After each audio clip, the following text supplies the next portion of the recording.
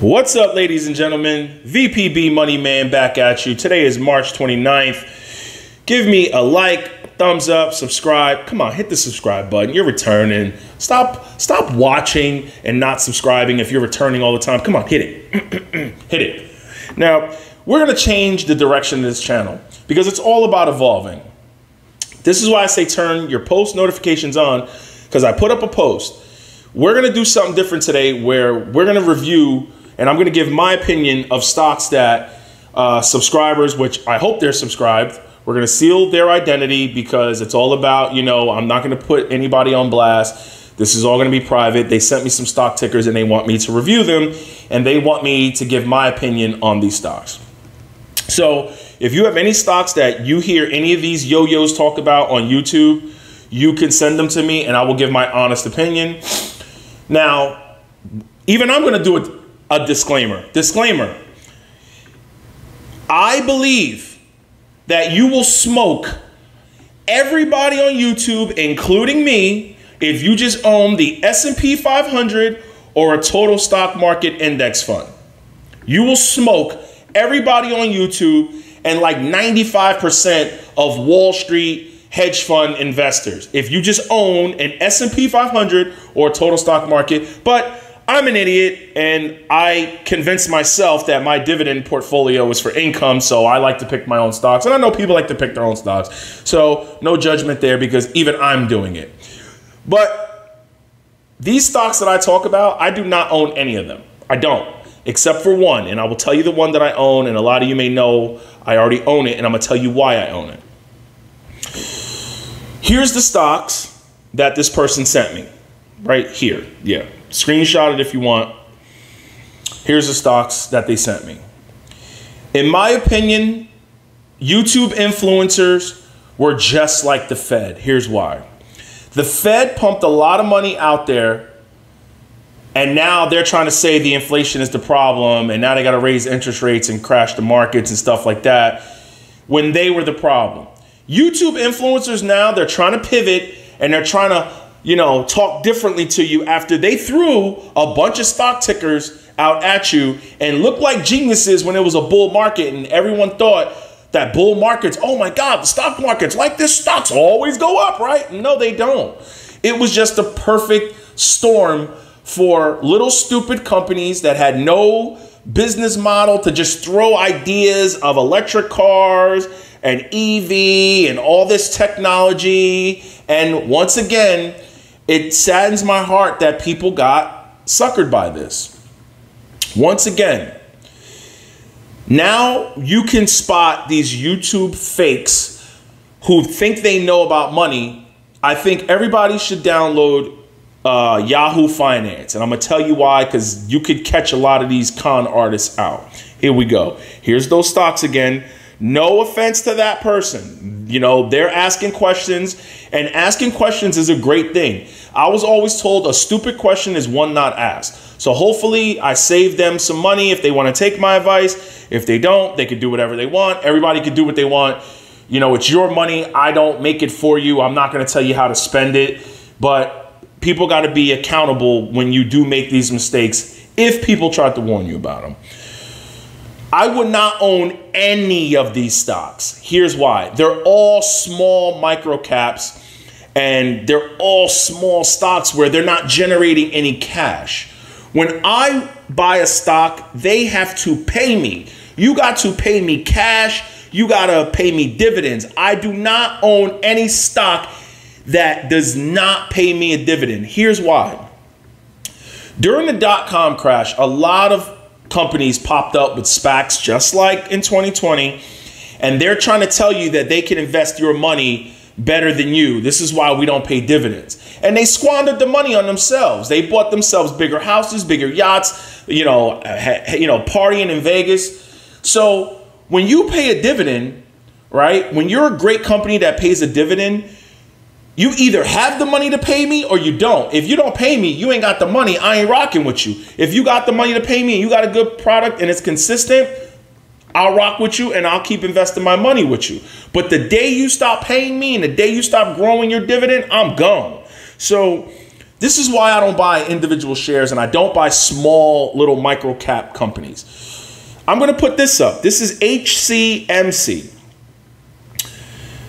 They don't even have any money. I don't know if they're out of business. I don't know if they're not working. I don't know if they're even traded anymore, but they're an OTC. An OTC is an over-the-counter stock, meaning, you know, it's traded differently than the New York Stock Exchange.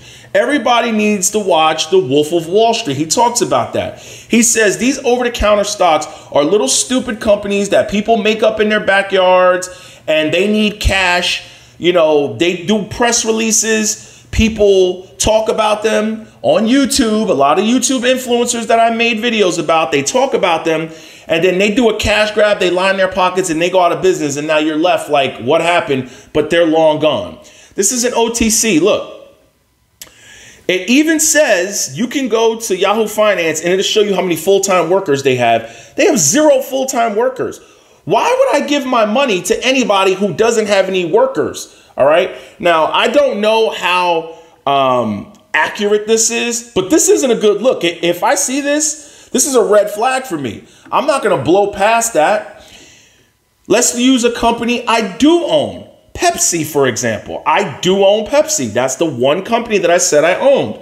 A lot of you may know it's in my portfolio. This is why I'm saying I own it, because I own it myself and it's in my portfolio. Portfolio update on Friday, by the way. Look, this is their revenue. This is what I like to see. Revenue going up. I like to see this. They're making money. Pepsi owns Frito-Lay. Frito-Lay owns Doritos and Lay's potato chips. I love Doritos, even though summertime's coming up. I should be laying off Doritos and sour cream and onion chips. But they make chips. They make dip. They make all that stuff. Delicious. All right? When you go to somebody's house during the Super Bowl, you're going to probably see a Frito-Lay product, either the dip or the chip. Look at their full-time workers, 315,000. I like to see that. They actually have something going on there. They're working. They're paying people. They have a product. You see commercials. They're on shelves. These companies, I've never heard of them. I don't know where their product is. They don't generate cash. In my opinion, they're money grabs. These are stocks that people spoke about, pumped on their channels, I'm sure, and some people bought them, and now you're probably going to be left holding the bag. You can make a speculative portfolio and hold on to them forever. I mean, I wouldn't even day trade them if you're going to do that, because how many times have you bought into a stock, you bought it, you held it for a month, then the day you get rid of it, it skyrockets, and now you're kicking yourself in the butt. If you're going to make a portfolio, here's how you design that portfolio. You say to yourself, this money's gone. I'm never going to get this money back. If I do, great. But if I torch it with a lighter, it's gone forever. That's what you do. All right. But you make a speculative portfolio and you don't day trade it. You don't swing trade it. You just hold it separately from everything else. And if you want to buy these little stocks, do your research on them first and then hold on to them forever. But I don't rock with them. I don't do that. I wouldn't buy none of these stocks. Here's another thing we need to talk about. This whole AMC Amazon merger. People are jumping into AMC because of a press release. You got to understand, they do this on purpose. They do this to get everybody riled up. They'll do a press release out there. But I was reading the reports last night. In my opinion, I don't think Amazon is going to buy AMC. AMC has a lot of debt. When you buy a company or you do an acquisition, you absorb their debt. A lot of people might not realize, but Amazon lost a ton of money investing in Rivian. They had to write off like $7.2 billion investing in Rivian because Rivian was saying they had a product and they really didn't have it at the time. AMC, okay, AMC might not even own the theaters that they show you movies in. They might not own that property. Amazon's going to have to do a long due diligent research on that to even see if it's even worth it. Doesn't AMC have like $5.2 billion in debt? That's a lot of money to absorb. I don't care if they have popcorn on Walmart shelves. You have competition with that popcorn. Every other company makes popcorn in the snack, you know, like in the snack section. How many other popcorns are up there? Hers, Lay's, Orville Redenbacher, Jiffy Pop, Smart Pop, Boom Chicka Pop. You got competition. Amazon's gonna be like, wait a minute. Yeah, they have popcorn, but so does everybody else. In my opinion, I would stay away from AMC, and I don't own individual shares of Amazon. It's in the S&P 500 because they don't pay a dividend. I don't even own individual shares of Amazon. But don't get wrapped up in the whole hype of press releases, and then all of a sudden you buy AMC, and now you done made Wall Street richer again because they sold out. You bought it, you're holding it, and now you're left holding the bag. The merger doesn't go through, and you're left with the same busted company that is hemorrhaging money. Okay? No regrets. Get it.